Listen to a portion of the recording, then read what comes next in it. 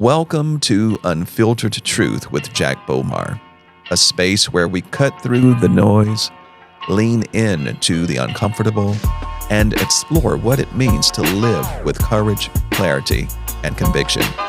Today, I'm joined with a prophetic voice who has been disrupting the status quo in faith, culture, and community, Pastor Kristian Smith. He is an author, entrepreneur, builder of spiritual communities, the creator of the Holy Smokes Movement, a cigar and spirituality podcast, and the creator of the greatest commandment theology. Recently, Pastor Kristian shook our hearts at Hillside here in Atlanta with a message titled, "Disruption is in Your DNA." In it, he reminded us that sometimes faith calls us not to comfort and conformity, but to courage and disruption.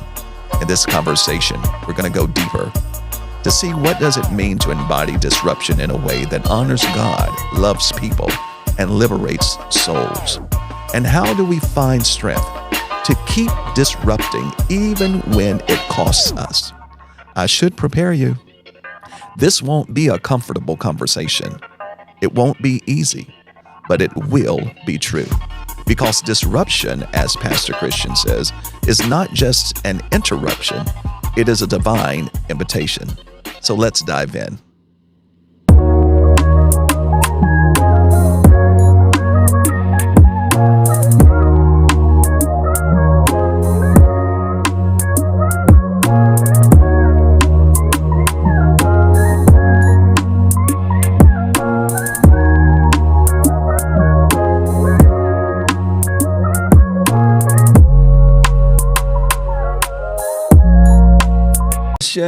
Welcome to Unfiltered Truth. Man, I'm glad to be here. Thank you so much for taking the time to come and for being with us. I know how busy your schedule is.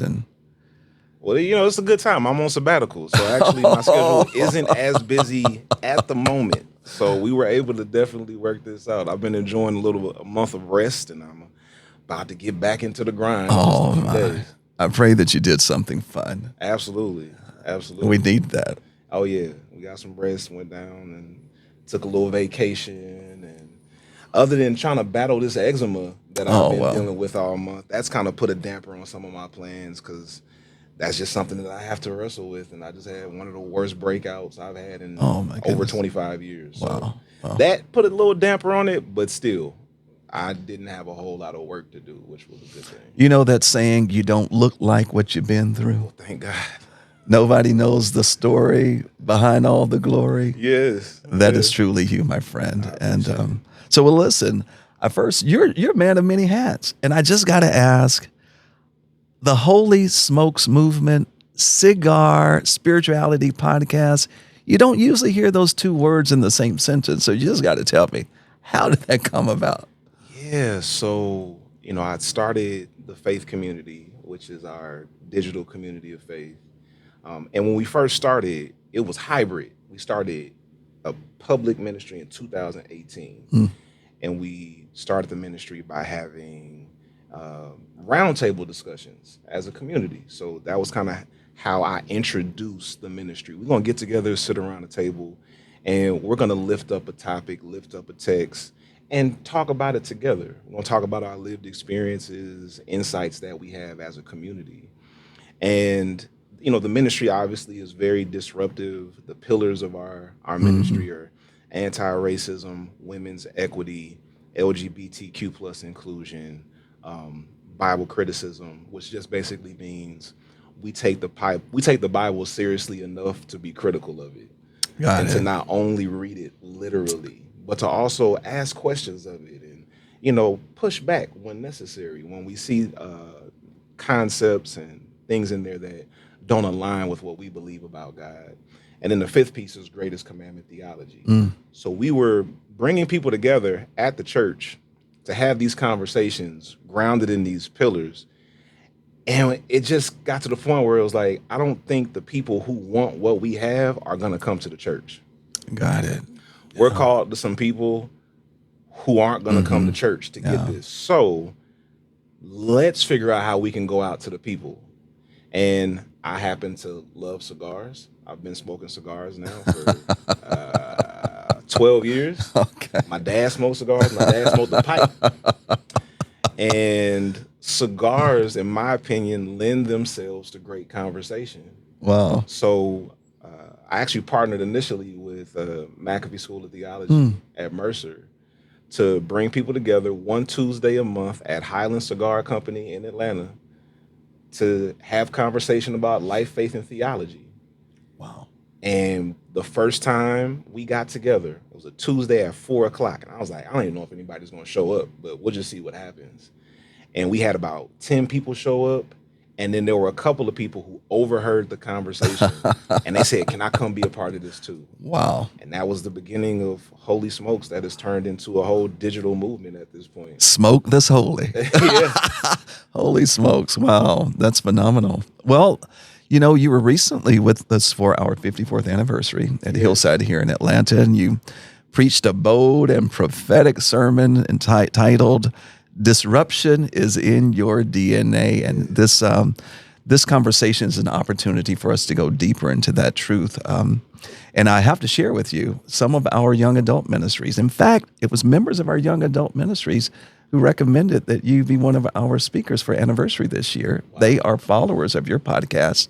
They resonate with your voice. And as their spiritual leader, I was honored. It was my honor to honor their request. And I thank you for accepting the invitation. Yeah, thank you. Thank you. Yeah, I appreciate that. To know that the young people are listening is good. And then also for me, just my experience here was just amazing. And the reception of the elders blessed me as well. Just the embrace of the elders at Hillside was just such a phenomenal feeling to have. It reminded me of being young again back in Oakland, California. Really? Yeah, it felt good. It felt like home. That home. Absolutely. Churchy, motherly feel. Yes. I miss that sometimes. Our ministry is predominantly millennial, Gen X, and then when you go out to Boomer and Gen Z, the numbers go down a little bit. But to be around the elders is such a blessing because we need, particularly right now, we need the wisdom of the elders. Absolutely. And at Hillside, we say that our true religion is love. And it begins with love of self, an intense self-love. Yes. And the love of self is loving that divine in us before we can love each other. Yes. And so that is greatest commandment theology. You just explained my theological framework. How different would the world be if we could all lean into that, though? Yes. If that was the true religion, not Christianity, not all of the other hoopla, but love is the true religion. Exactly. Love corrects, love chastises, love brings order. So, So you preached the sermon, Disruption is in Your DNA. How and why did you decide on that title? That's powerful. It's packed. Yeah. So when I received the invitation and considered the history and heritage of Hillside and how unique of a ministry this is, just this week there was a young lady who posted a video on TikTok talking about how her Black church experience was so vastly different from so many other people's. And she said, I just want to let y'all know I went to a church where it was led by a woman and it was inclusive and we had the opportunity to ask our questions. Nobody chastised us. They taught us about self-love. So my Black church experience was great. And that church was Hillside International Truth Center. Right? And people are in the comments like, oh my God, this really exists. I mean, where? How can I find this? Because it's so disruptive to be a ministry like Hillside in 2025 is disruptive. Going back 54 years, I mean, that's otherworldly. So thinking about that history, that message came to mind. It was one of the foundational messages that I wrote about in my book, Breaking All the Rules. And when I originally wrote it, the message was called The Audacity of Disruption. And in preparation for our time together earlier this week, that name wasn't registering for this particular context. So I switched it as a reminder to Hillside that disruption is what you've been doing. Wow. It's been a part of who you are. It's a part of your identity. It's why you stand out.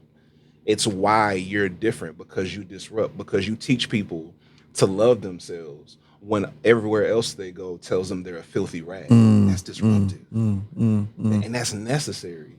And I just wanted to encourage Hillside to continue in that disruption because of, how imperative it is for us to have that right now.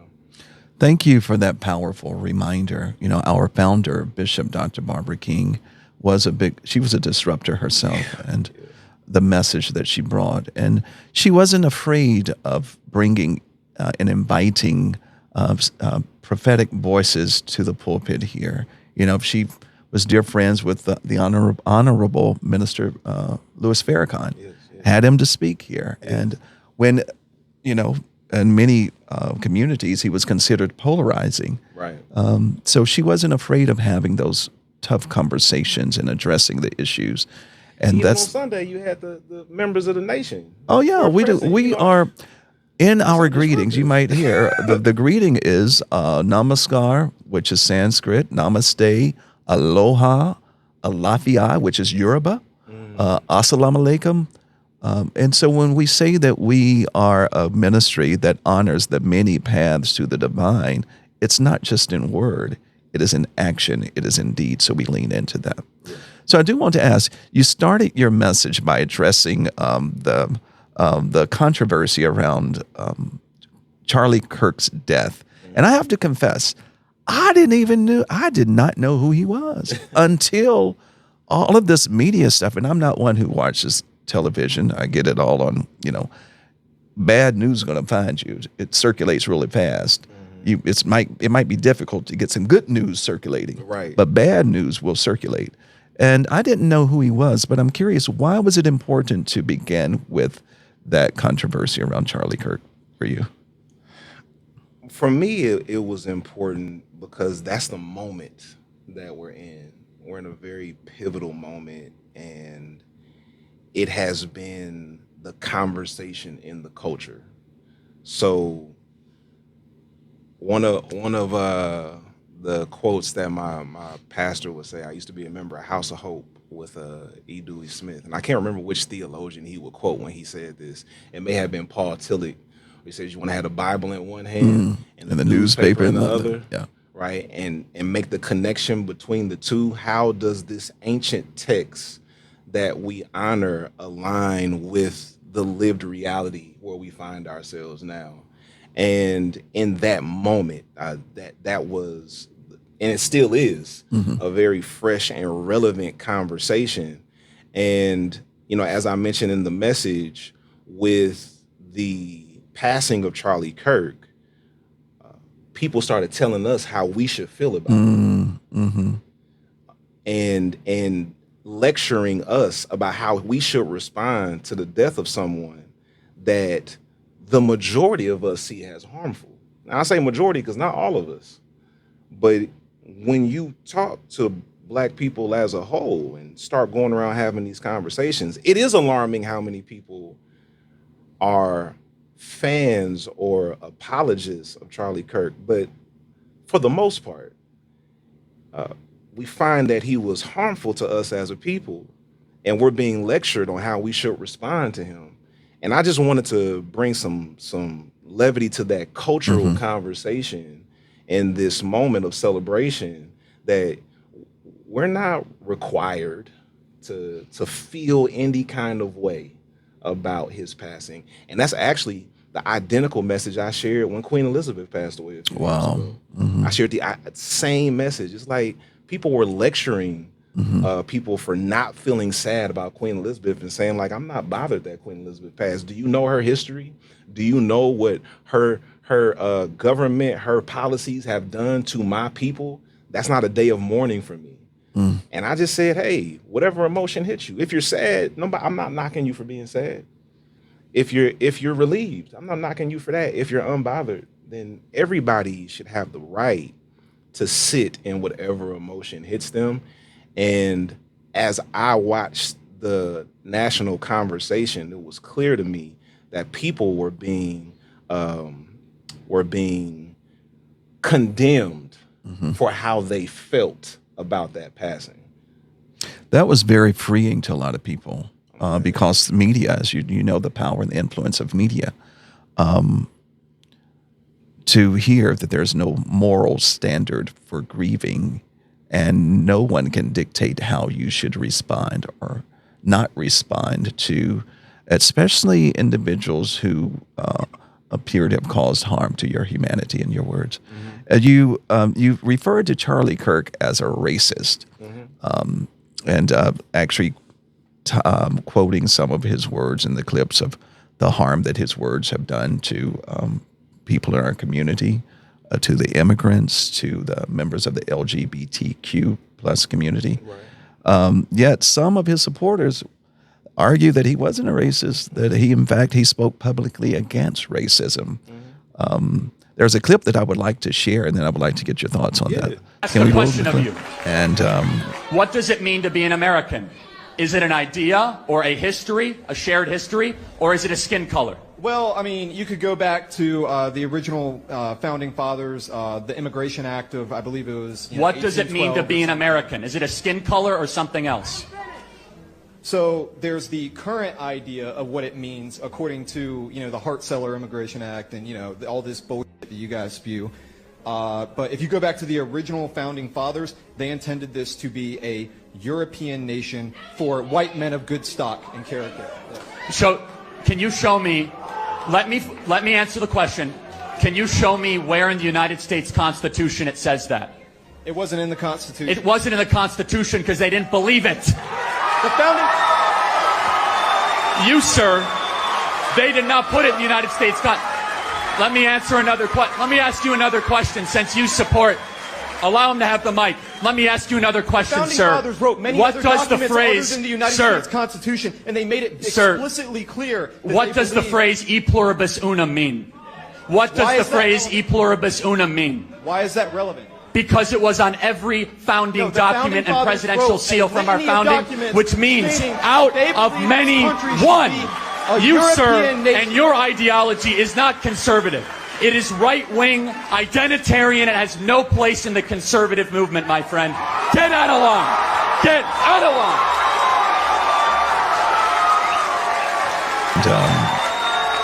And here that's a clip that many of his fans are using to say that he wasn't racist, that he spoke publicly against racism. I'm curious to hear your thoughts. Yeah, honestly, I'm grieved. I'm grieved that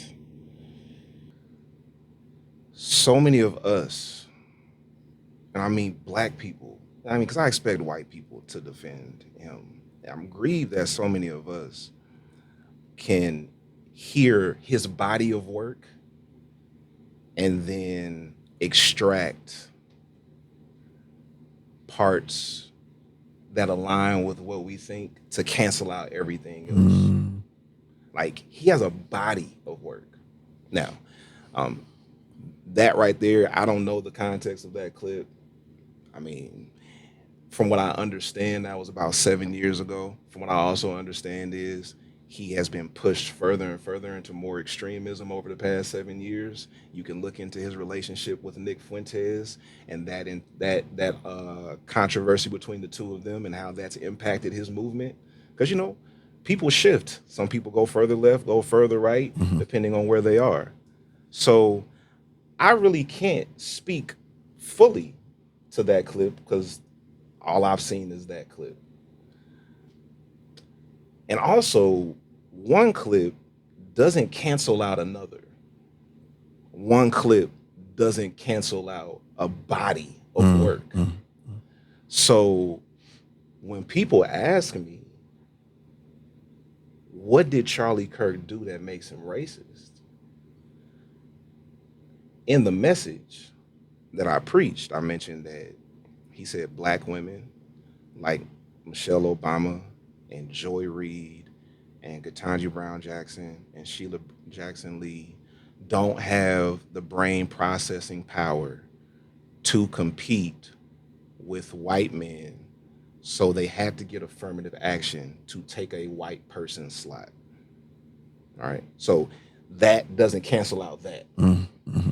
He said that hordes of black people go around, or gangs of black people, I forget which word he used, go around hunting white people. That doesn't cancel that out. He said that Haitian immigrants are all messed up on their voodoo and they're violent. Like that doesn't cancel that out. He said that empathy is a word that is messing up society. He hates empathy. That doesn't cancel that out. He said the Civil Rights Act was a mistake and that black people were better off in the 1940s. That doesn't cancel that out. Those are just some of his greatest hits. So my question to people who would hear his body of work and the things that I've just quoted, my question to them is, do you agree with those statements? Because if you're so offended on behalf of him, it would suggest to me you agree with him.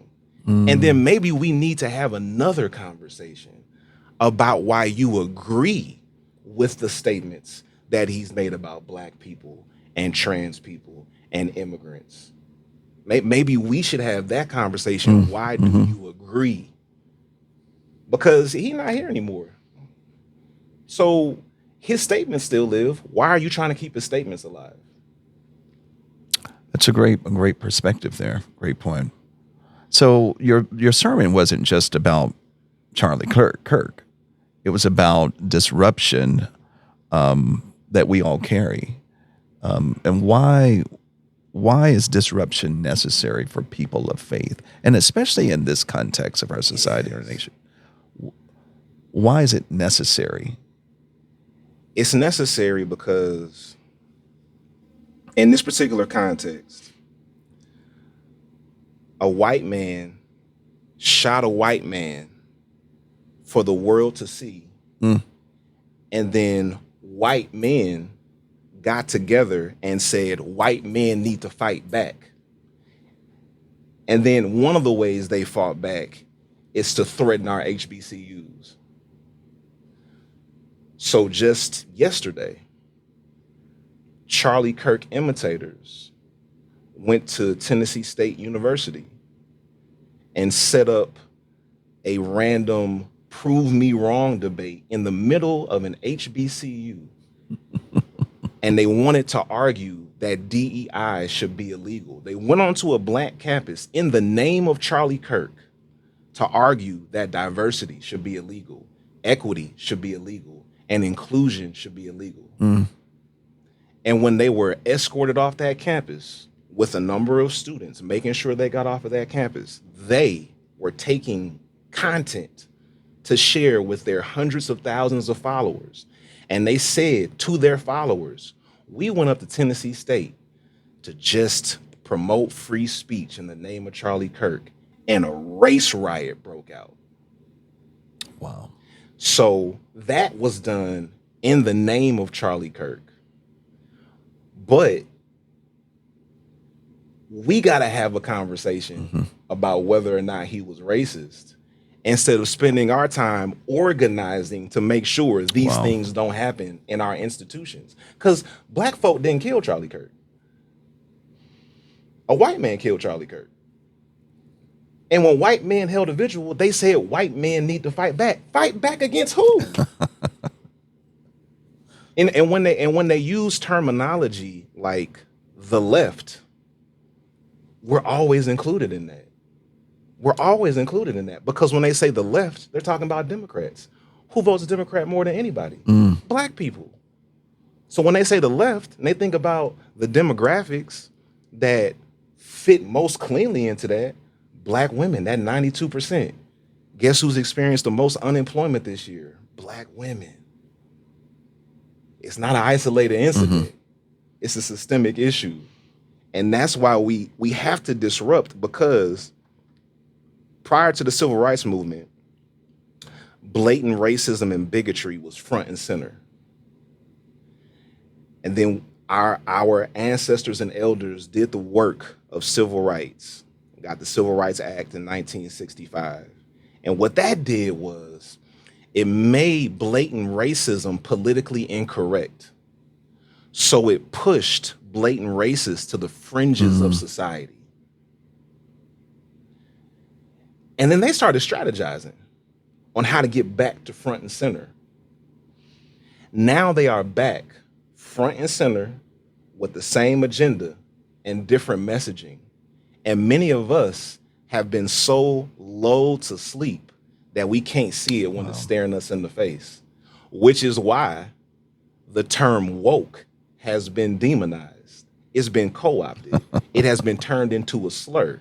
That's our word to remind us, be aware, pay attention to your surroundings, pay attention to what's going on, be conscious. And then that word has been co-opted, turned into a slur, handed back to us. Now you got black people using woke as a slur. So that's why we got to disrupt, because the mass indoctrination of white supremacy is happening in real time. It's happening in real time. And this is not the time for us to be silent. This is not the time for us to sit back and just pray and hope everything is going to work out. And that's why I'm grateful for the elders at Hillside. And that's why I want people to talk to the elders. Because Charlie Kirk said black people were better off in the 1940s. There are a lot of people in this church who were alive in the 1940s. Have a conversation with them. Anybody who wants to have a conversation with them and ask them, will we be better off in the America of the 1940s? Would you like to go back 85 years in time? I don't think our elders will want that for us. And I believe that's why the message of disruption resonated them, because they've lived this before.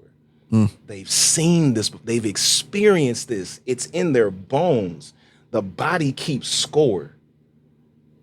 So we have to really lean into the wisdom of our elders who already had to do the disruption that this moment requires of us. That's why it's so important to tell the story. Yes. And for us to tell the story and to pass the story on to our children and our children's children's children, so that we don't forget. We teach that the primary cause of human suffering is forgetfulness. When we forget our history, we are destined to repeat it. Yes. And in light of that, why is it important? Why do you feel that it's important for spiritual leaders and spiritual communities?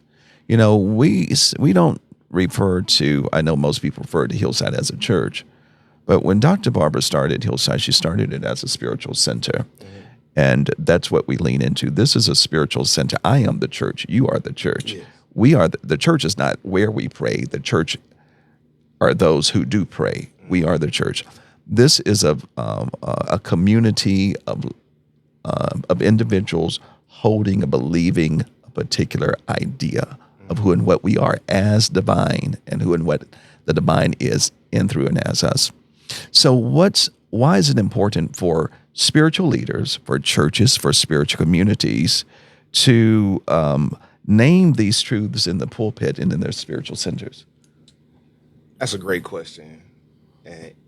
And it reminds me of the history of the Black church. And particularly when you go back into the 1940s and beyond, in the Black community, the Black preacher had the liberty to say what needed to be said, because he was one of the only people in the community that didn't work for white folk. So it gave the Black preacher a certain prophetic liberty that not everybody else has. So in this particular instance,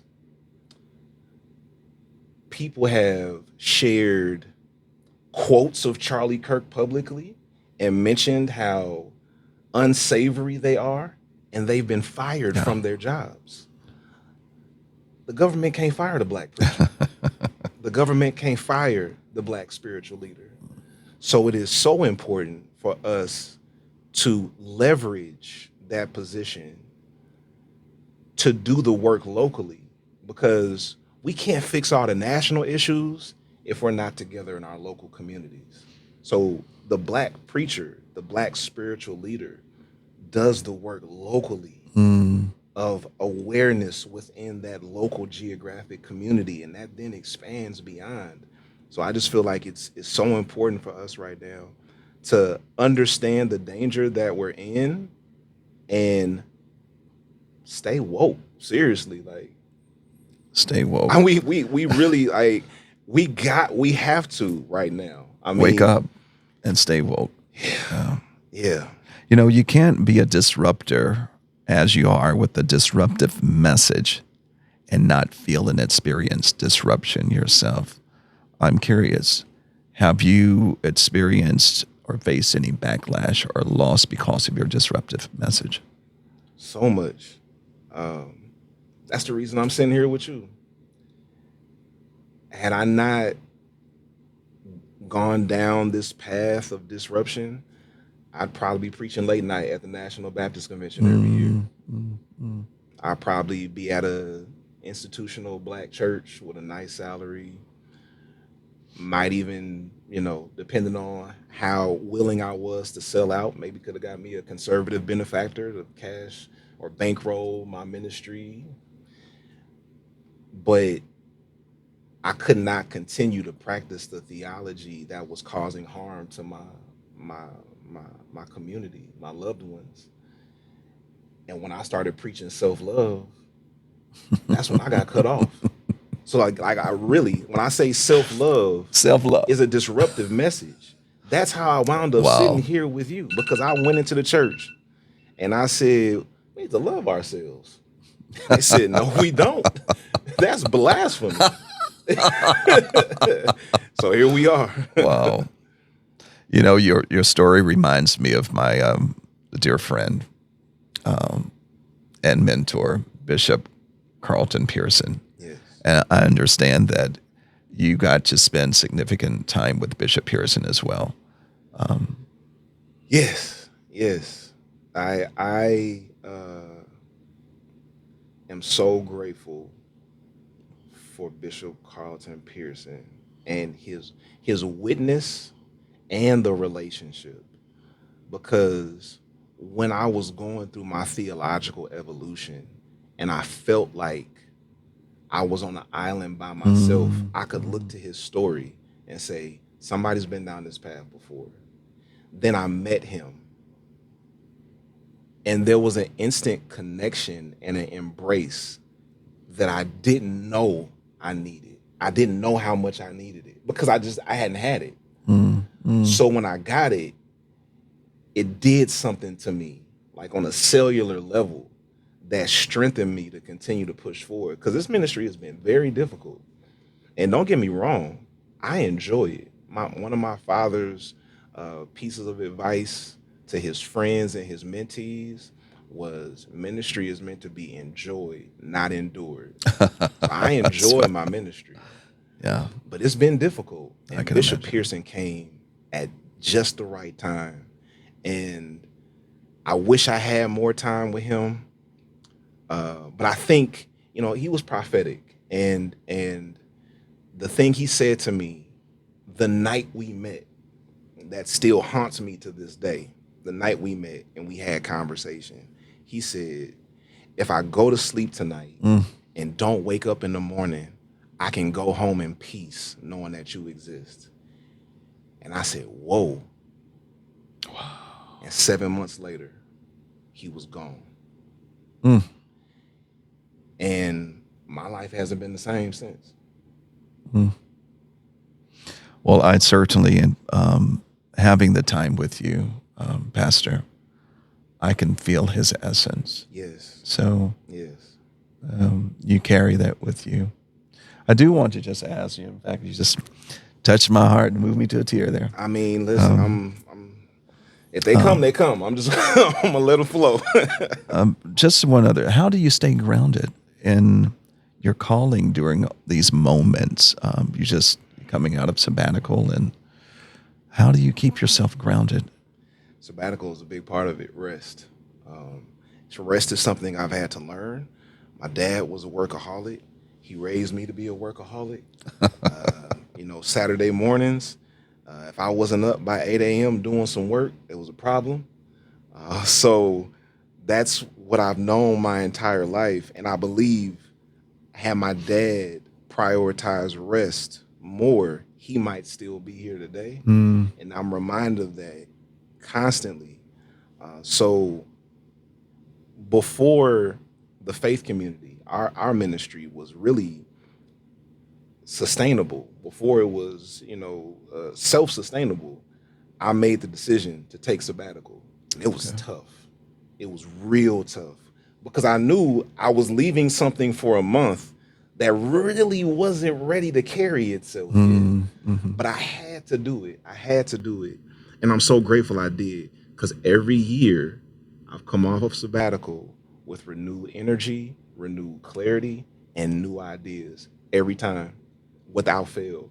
I come back with new ideas that help to push the ministry forward for the next 12 months. So rest is a major, major component of this work for me. Wow. So if someone listening right now feels called to be a disruptor but is afraid, what word of encouragement would you offer them today?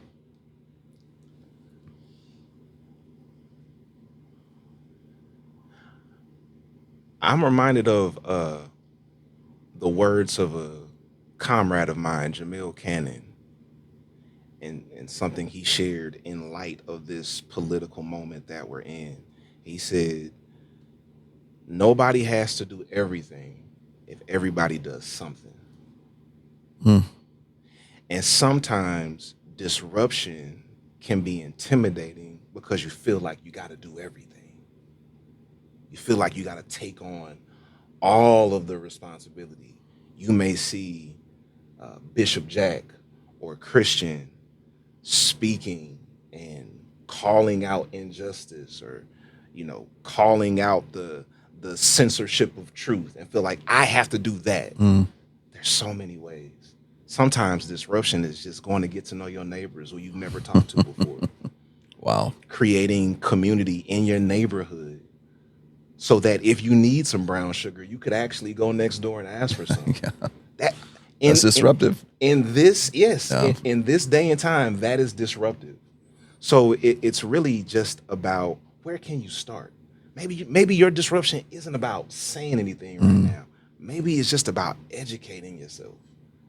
Maybe you just gonna read a book. Maybe you're gonna listen to a podcast to learn more about your history, learn more about your identity.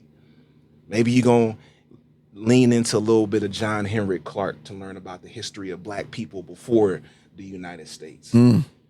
Maybe you're gonna read The Color of Law by Alan Rothstein, or The New Jim Crow by Michelle Alexander. Maybe you'll read Breaking All the Rules by Kristian Smith. Who knows? But by Kristian, absolutely. Breaking all the rules. Many ways. Pastor, thank you for joining us, for sharing your voice and your courage. We continue to pray God's blessings and provisions upon you and your family and your ministry. And for our listeners, may you take this message of faith, courage, and disruption and allow it to spark growth, transformation, and action in your own life. Until next time, keep your faith active and let it disrupt the ordinary. This is Unfiltered Truth with Jack Bomar.